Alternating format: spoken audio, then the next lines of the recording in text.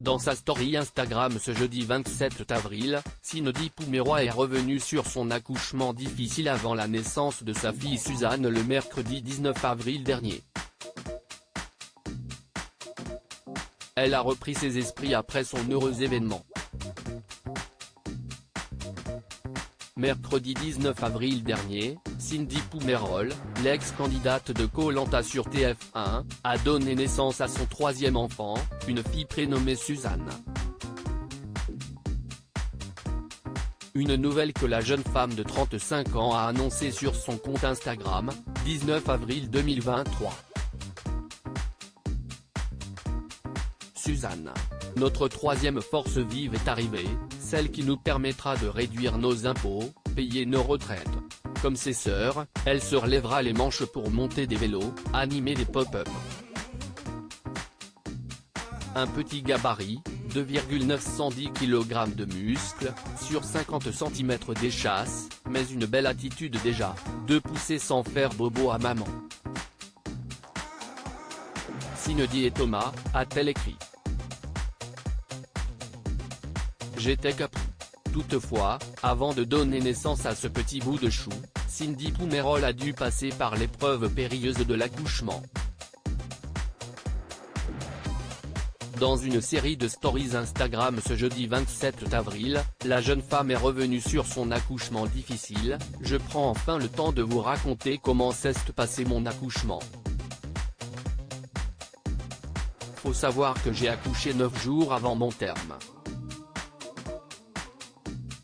Pour Alba j'avais accouché 3 jours après terme et Victoire, le jour du terme. Donc là vraiment je m'étais fait à l'idée d'aller au terme. J'avais vraiment envie d'aller au bout. Sachant que, juste avant, j'avais eu une vilaine gastro que Victoire m'a refilée. J'étais capou, et quand je suis parti à la maternité, j'ai commencé à avoir mes premières contractions. J'ai vraiment souffert. Cindy Poumeroy a ensuite détaillé les circonstances de son accouchement. Mon accouchement pour Victoire a été express. En 10 minutes, je suis passé de 3 à 10.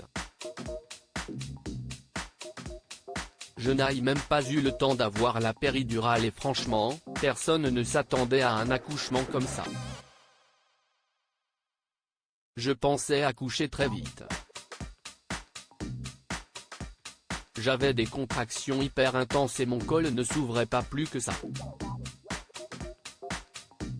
C'était vraiment saoulant et le soir, je dis à Tom, on rentre à la maison. Mais bon, on s'est installé dans la chambre. On est quand même resté.